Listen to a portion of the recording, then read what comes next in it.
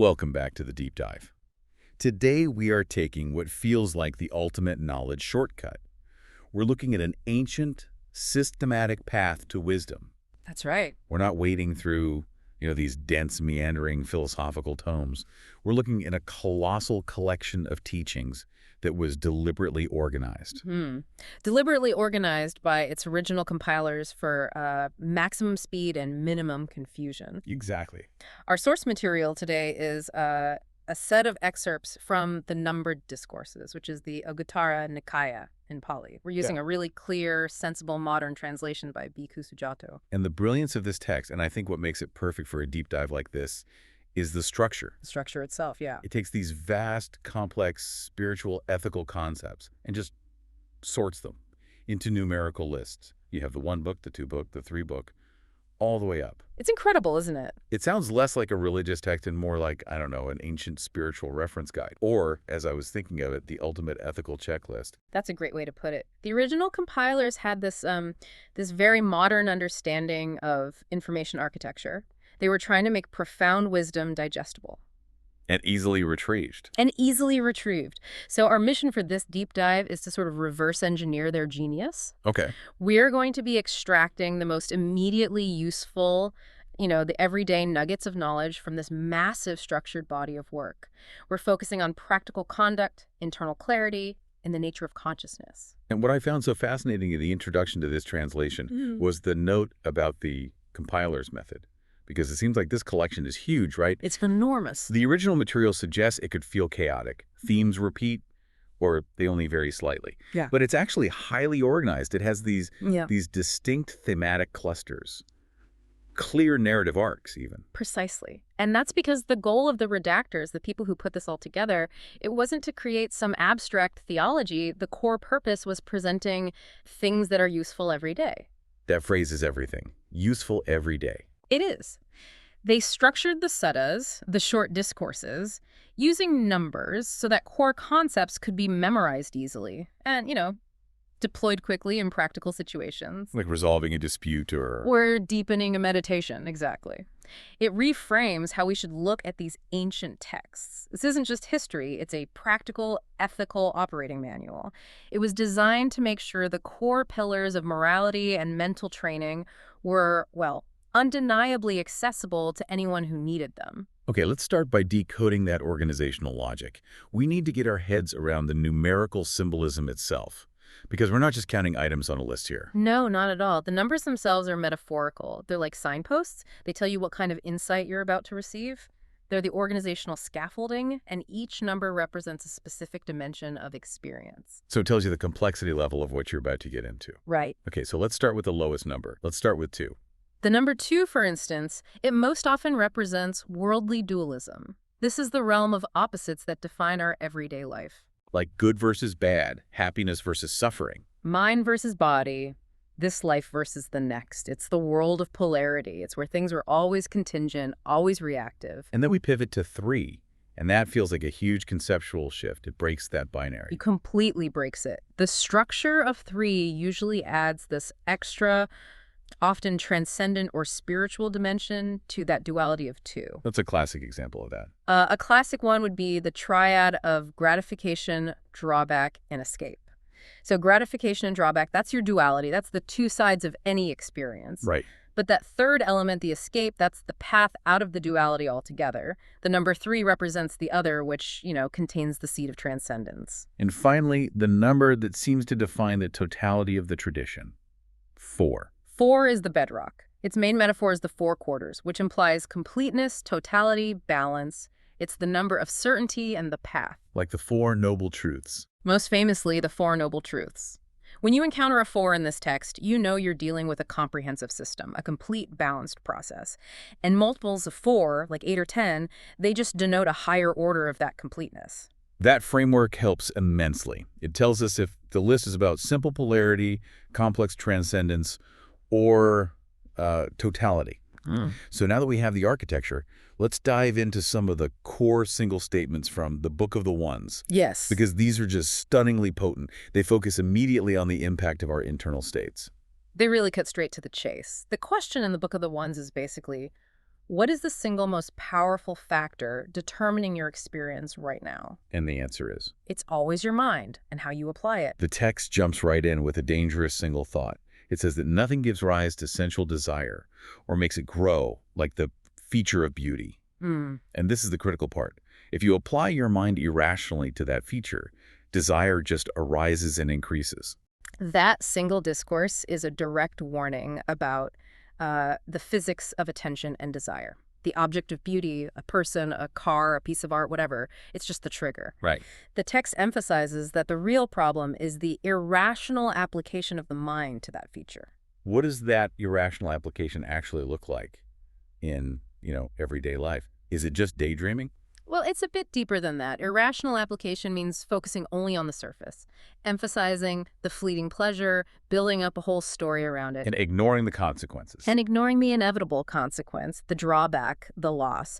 It's the mental habit of ignoring impermanence. When we ruminate or we obsess over some minor slight or we build these elaborate fantasies of getting something, that is irrationally applying our mind. And that process turns a neutral perception into fuel for something like desire or hatred. So the antidote must be the direct opposite, and the text pivots right to it, rational application of mind. The single powerful antidote. We learned that nothing gives rise to skillful qualities or makes unskillful qualities decline, like the rational application of mind. And that's the entire equation for self-improvement laid bare right there. If you focus rationally, which means you see the object in its entirety, you see its impermanence, its connection to suffering, its lack of an inherent self started, then skillful qualities like contentment and calm arise. And the unskillful ones just decline. They just decline. Your mental habits, the way you look at the world, are the decisive factor in your ethical and spiritual life. It's a beautifully concise definition of, cognitive behavioral practice. Your mental processing is your fate. And speaking of concise, the text gives this surprisingly brief but powerful metric for spiritual effort. It's about the value of love. Yes, the text states that if a mendicant cultivates a mind of love, of loving kindness, even for as long as a finger snap. A finger snap. That sounds incredibly easy. We usually associate spiritual life with decades of effort. Why is such a short moment given so much weight? Because it underscores the immense power of intentionality and quality.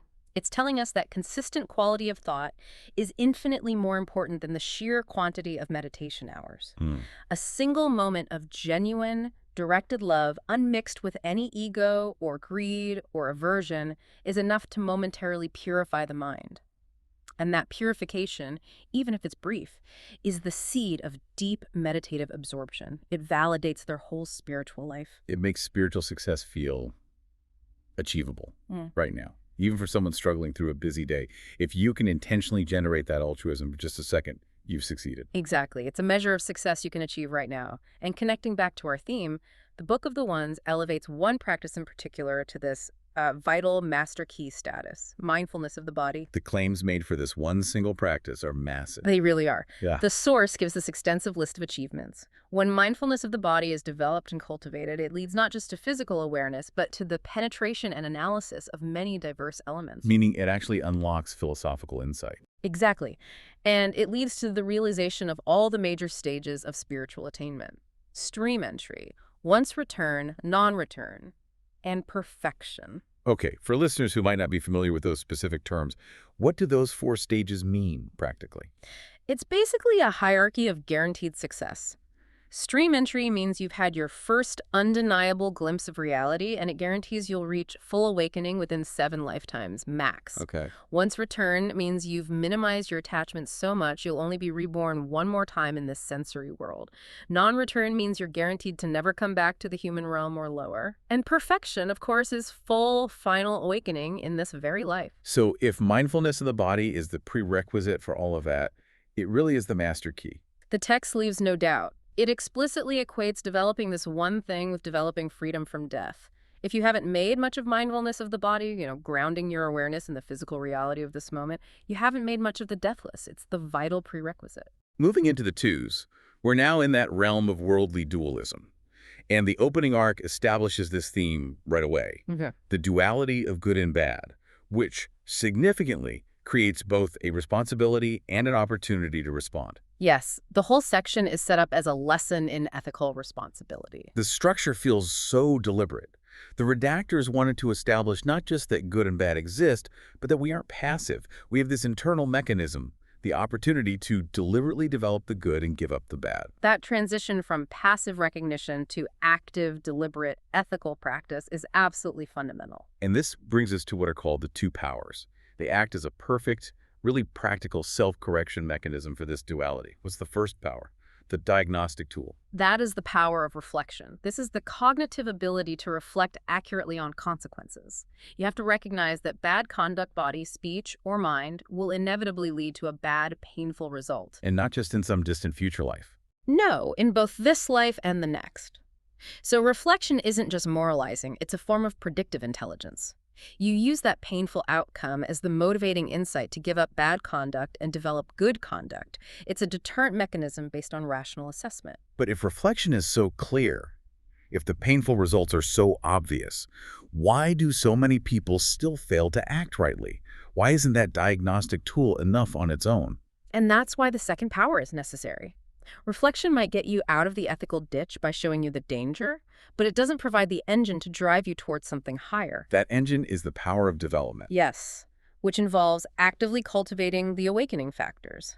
Mindfulness, investigation, energy, rapture, tranquility, immersion, and equanimity.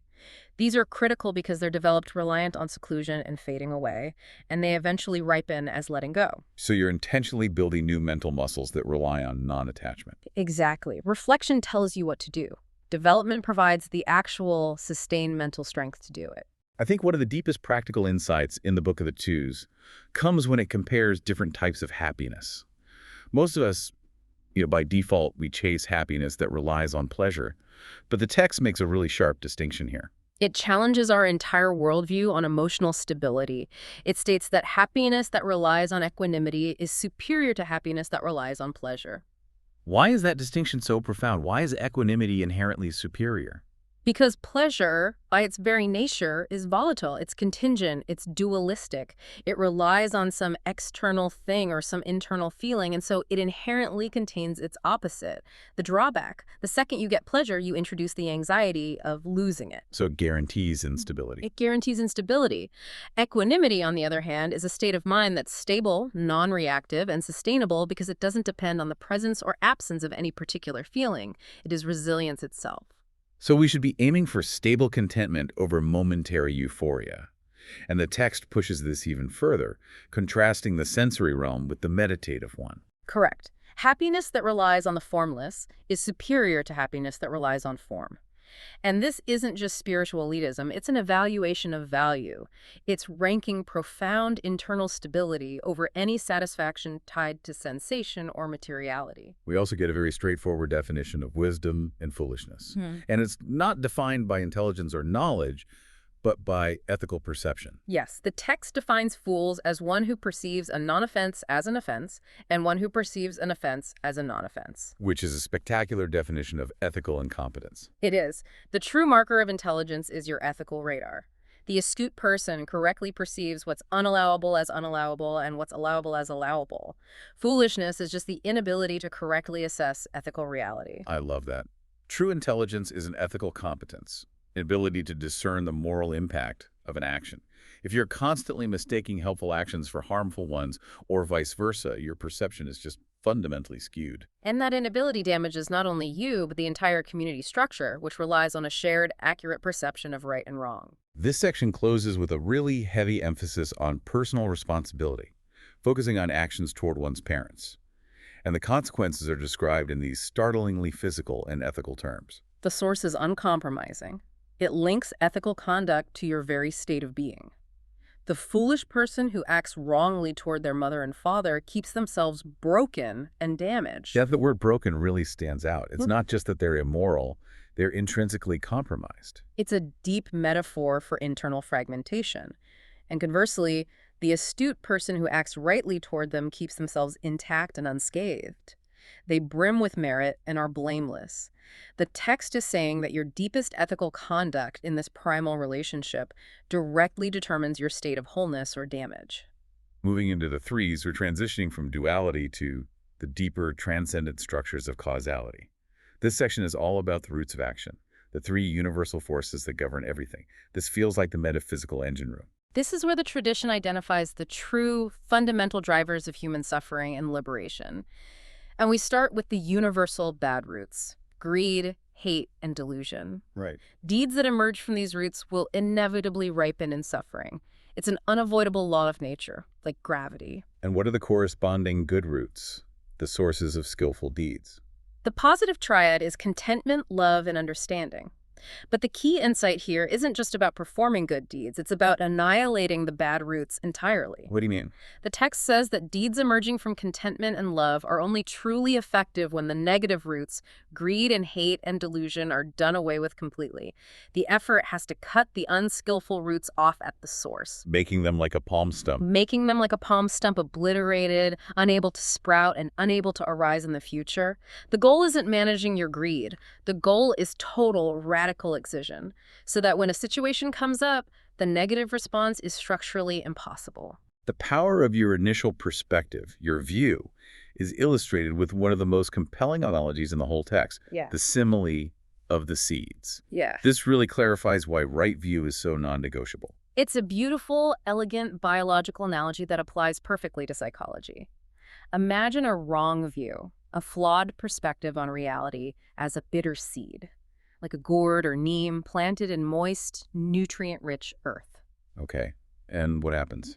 The text notes that no matter how many nutrients it takes up, the earth and water, which represent experience and environment, whatever comes from that seed can only have a bitter, unpleasant taste. So all deeds undertaken with a bad view lead to suffering. Inevitably. The seed determines the harvest regardless of the quality of the soil or water. It's a brutal systems architecture argument.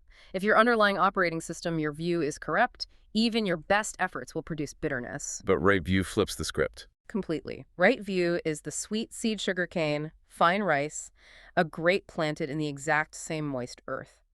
Every nutrient it takes up leads to a sweet, pleasant, delectable flavor. So when you have right view, a true understanding of reality, all your intentions and choices lead to what is likable, beneficial, and pleasant. Your initial perspective is the biological determinant of your experience. It really is. And this biological perspective makes the distinction between the fool and the astute person less about academic learning and more about observable outcomes, echoing the theme from the twos. You see the internal roots manifest in external behavior. Exactly. The threes reinforce this by focusing on deeds as the ultimate evidence. A fool is known by blameworthy and hurtful deeds: body, speech, and mind. You don't have to guess if someone is a fool, you just observe their consistent behavior. And the astute person is known by blameless and kind deeds.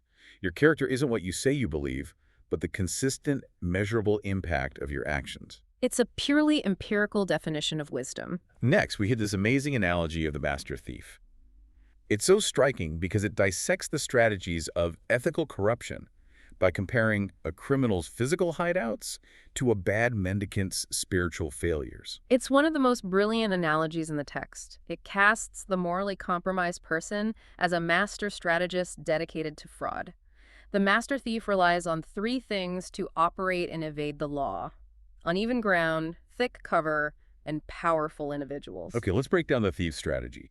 Uneven ground would be, inaccessible riverlands or rugged mountains, places the police can't easily follow. Right, and thick cover would be a dense forest or a blind spot where no one would look. And powerful individuals are the rulers or ministers who can be bribed to speak in the thief's defense. So how does the bad mendicant, the spiritually fraudulent person, rely on the ethical equivalent of these three things? The bad mendicant relies on uneven ground by having unethical conduct, corrupt body, speech, and mind. That ethical decay is the treacherous terrain where they operate. And the thick cover. That's provided by wrong view, an extremist view. That wrong view acts as dense ideological camouflage. It's the belief system that rationalizes their unethical actions. They might hold a view that, nothing really matters, so my actions aren't actually harmful.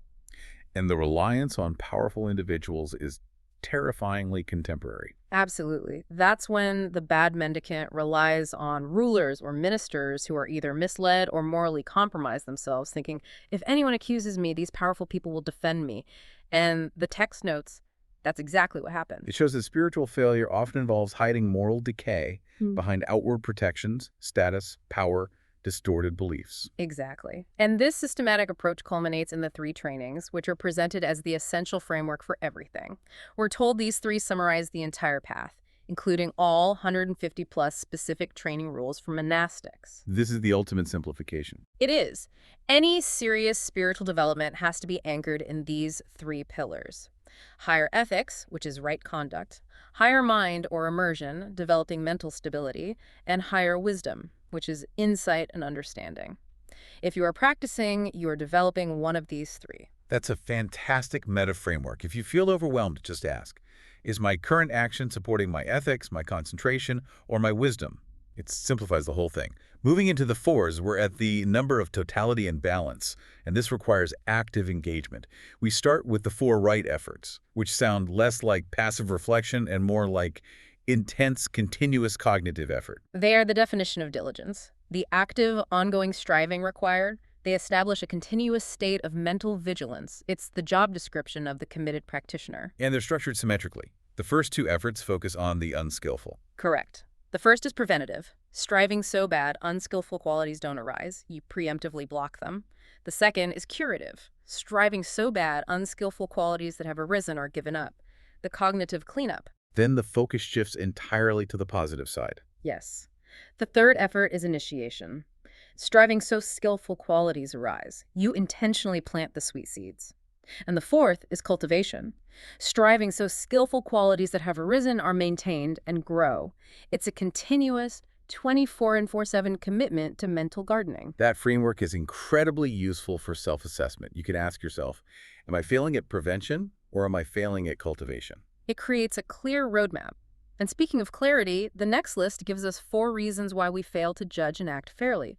These are the 4 prejudice decisions, and they feel incredibly relevant to modern organizational politics and judgment errors. These are just perennial ethical pitfalls, aren't they? People deviate from fairness because they are biased by favoritism, hostility, stupidity, or cowardice. They cover every angle of human bias. When you look at any major failure of justice or corporate malpractice, 9 times out of 10, it can be traced back to one of these 4. Bias by favoritism or hostility, that's obvious. But prejudice by stupidity or delusion is fascinating. That's the deepest error. It's when you simply lack the wisdom or clarity to understand the implications of your action. It's not malice, it's ignorance that drives the harmful outcome. And cowardice is when you know the right path, but you're afraid of the consequences, so you choose the prejudiced, safer path.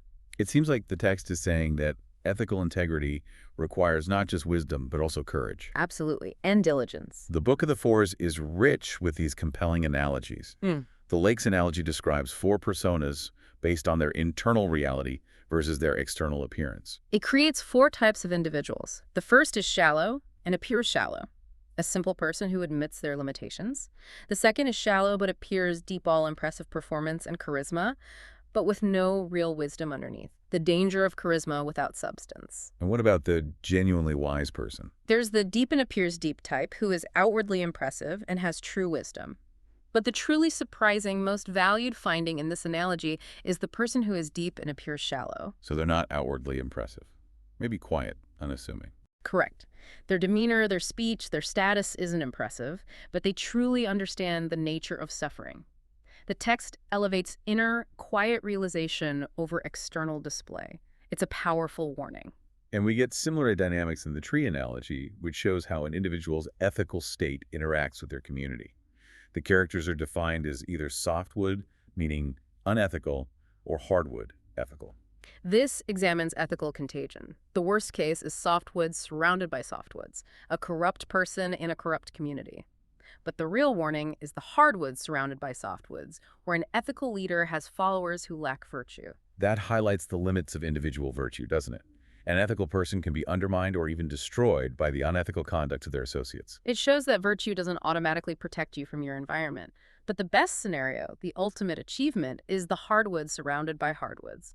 An ethical person supported by a community of equally ethical followers. That is the condition of flourishing. The final concept in the Fours relates to giving and how merit is generated. It's not just the object given, but the ethical status of the people involved. This is critical for understanding the mechanics of merit, or punya. Giving is rarely a simple one-way transaction. It defines 4 possibilities. First, a donation can be purified by the giver, not the recipient. The giver is ethical, but the recipient is not. Right. Second, it can be purified by the recipient, not the giver. Maybe the giver has an ulterior motive. Third, purified by neither. Both are unethical. And the highest merit. The highest benefit is when it's purified by both. Both the giver and the recipient are ethically spotless. The lesson is clear. Ethical purity amplifies the benefit of the action tremendously. You have to cultivate your own ethics and be judicious about whom you support. As we move to the Book of the Fives, the scale shifts. We're moving from defining ethical conduct to the internal strengths needed for spiritual success. This starts with the 5 powers. These are the necessary internal engines that power the journey. They are faith, specifically faith in the realized one's awakening, energy, mindfulness, immersion, and wisdom. If any one of these is weak, the whole system is unstable. The description of immersion here is particularly detailed. It outlines the process of attaining the 4 absorptions, the jhanas. Can you walk us through those and what they achieve? Immersion is defined as a systematic process of mental refinement. It begins when you achieve seclusion from unskillful qualities. This leads to the first absorption, characterized by intense rapture and bliss, but you still have to place and keep the mind connected. So it's intense pleasure, but still requires active effort. What's next? You progress by dropping those mental placements, reaching the second absorption. The rapture and bliss remain, but it's born of immersion, not effort. Then, in the third absorption, you intentionally let go of the rapture, cultivating pure equanimity and mindfulness. And the 4th, the summit. The fourth absorption is a state without pleasure or pain, marked by pure, unwavering equanimity and perfect, purified mindfulness. This systematic process of refining stability is the definition of the power of immersion. That makes sense. It's the mechanism for achieving that stable happiness we talked about in the 2s. But what stops this refinement? The text identifies the 5 corruptions. These are the classic 5 hindrances: sensual desire, ill will, dullness and drowsiness, restlessness and worry, and doubt. The text says when the mind is free of these, it becomes incredibly useful. It's rendered pliable, workable, and radiant. And this resulting clarity has a fascinating consequence. It enables the realization of psychic powers. It connects ethical purification directly to extraordinary mental capacity. It does. The text notes that once the mind is purged of these corruptions, the individual becomes capable of realizing anything that can be realized by insight to which you extend the mind. This includes the famous feats, like multiplying oneself, walking through walls. So those powers aren't just myths. They're presented as the natural byproduct of total mental mastery and ethical purity. Exactly. They serve as a proof that the mind has become completely controllable and radiant. Shifting our definition of success, the Book of the Sevens introduces the 7 kinds of wealth. This puts conventional worldly riches firmly in perspective. This list is an essential redefinition of prosperity. The 7 kinds of wealth are faith, ethics, conscience, prudence, learning, generosity, and wisdom. A life rich in these qualities is considered successful regardless of material assets. And the text then explicitly states that when a woman or man has these kinds of wealth, they're said to be prosperous, their life is not in vain. A life focused solely on accumulating external wealth, lacking these 7 internal qualities, is considered a life lived in vain. The 7 principles that prevent decline use a remarkable historical example: the Vajjas. These principles weren't just for individual success, but for political and social longevity. The Vajjas were an ancient republican tribe, famous for their political stability, and the principles taught to the mendicants and to the Vajjas themselves are the same, which shows that the principles for spiritual harmony are also the principles for political harmony. What were the most crucial of these 7 principles for stability? They included things like meeting frequently and assembling harmoniously, not instituting unprescribed rules, so respecting tradition, honoring elders, respecting women, honoring shrines, and ensuring protection and shelter for perfected ones. It's a template for a stable society. Respect your past, respect your vulnerable, and respect your ethical leaders. Precisely. And finally, in this section, we get a description of the ultimate path of refinement for advanced practitioners. The path of the non-returner, illustrated with the analogy of the iron pot. First, we should clarify what exactly is a non-returner. A non-returner is someone who's attained the 3rd stage of awakening. They're guaranteed never to return to the human realm or any lower realm. Their final liberation is certain. Okay, so this analogy describes that final journey. Tell us about the iron pot. This analogy describes this upstream spiritual trajectory. It's likened to a spark flying off a heated iron pot. The spark, representing consciousness and residual attachment, is hot and needs fuel. It consumes fuel as it flies upward, which represents the various intermediate realms of rebirth. But the key is the cessation. Yes. The spark eventually reaches cleared ground, a green field or a cliff's edge. When it reaches this point, it is extinguished due to not being fed. The cessation isn't violent, it's a natural result of removing the fuel of attachment. The non-returner doesn't struggle to die, they simply stop feeding the process of becoming. In the Book of the Eights, we refine our understanding of ethics in action, particularly around generosity. The 8 gifts of a true person go far beyond just handing something over. Generosity is judged by its ethical purity and the internal state of the giver. The gift itself must be pure, good quality, timely, appropriate, intelligent, and regular. But the true measure is the internal component. What mental posture is required for maximum merit? The text insists that while giving, the heart is confident, and afterwards the giver is uplifted.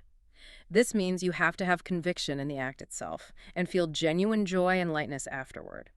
If you feel resentment or regret after giving, the quality of the gift is compromised.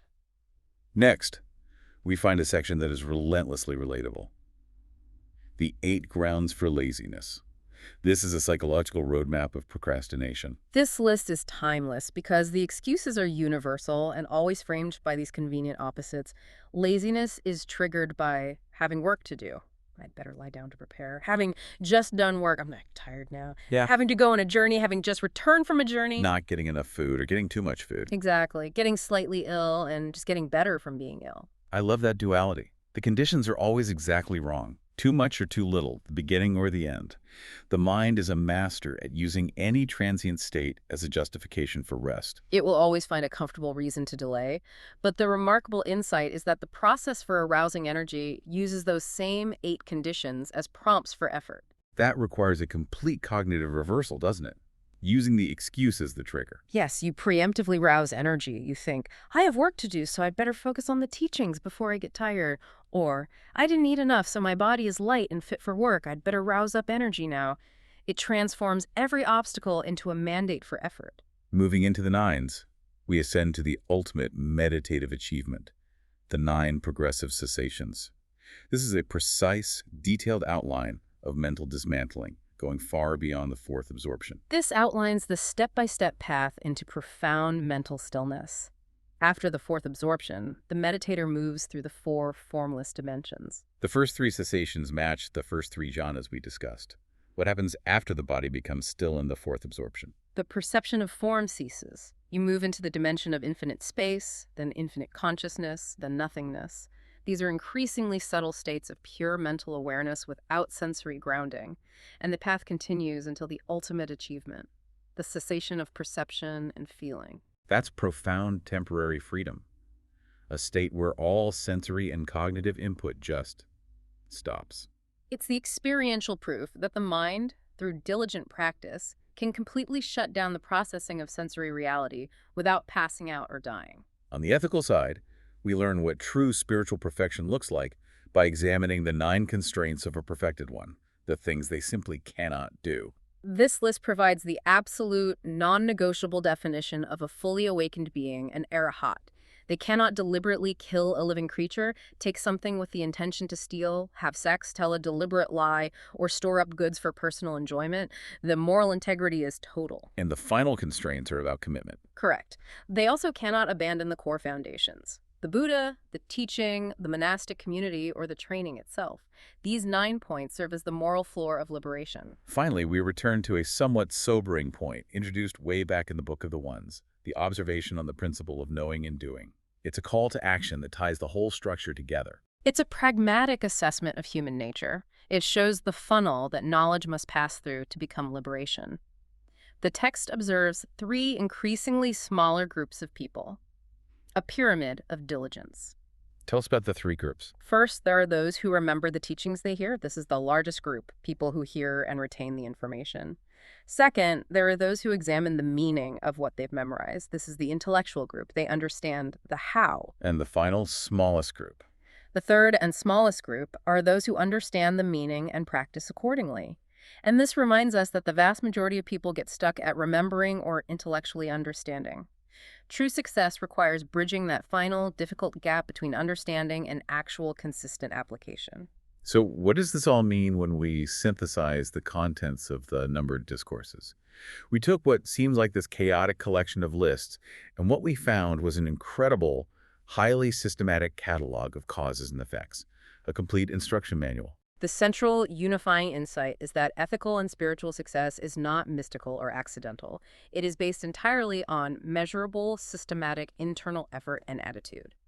If you use right view, the sweet seed, as your starting point, and you embrace the power of reflection, and you actively combat the 8 grounds for laziness, you will succeed. The text provides a clear, practical metric for every single stage of the path, from the briefest moment of love, that finger snap, to the final cessation of perception and feeling. It constantly reminds us that the true measure of prosperity isn't what you hold externally, but those 7 kinds of wealth. And if we had to pull out the most memorable, actionable nuggets, they would be the necessity of cutting off greed, hate, and delusion at the root, making them like a palm stump, recognizing that your character is defined by your ethical perception, and maybe most importantly for modern life, understanding that happiness reliant on equanimity is superior to happiness reliant on pleasure. It's a phenomenal framework for anyone seeking clarity. But before we finish, the source material offers one final, provocative thought that underscores the urgency of applying all of this, whether we live for 80 years or 800. It uses the example of an ancient teacher named Araka to illustrate how fleeting human life is, even when it's incredibly long. Araka taught that life is like a cow being led to the slaughterhouse, brief and fleeting. And this was back when the human lifespan was 60,000 years. 60,000 years. And even then, they had to be warned that life was short, and that they must be thoughtful and wake up, do what's good and lead the spiritual life, for no one born can escape death. The provocative question we're left with is stark and immediate. If such massive effort and urgency were necessary when humans lived for 60 millennia, what level of attention, commitment, and radical excision of laziness does our much, much shorter life demand from us today? That timeless urgency is perhaps the most important takeaway of all. We have to reflect on our own grounds for laziness and fully utilize the power of reflection now.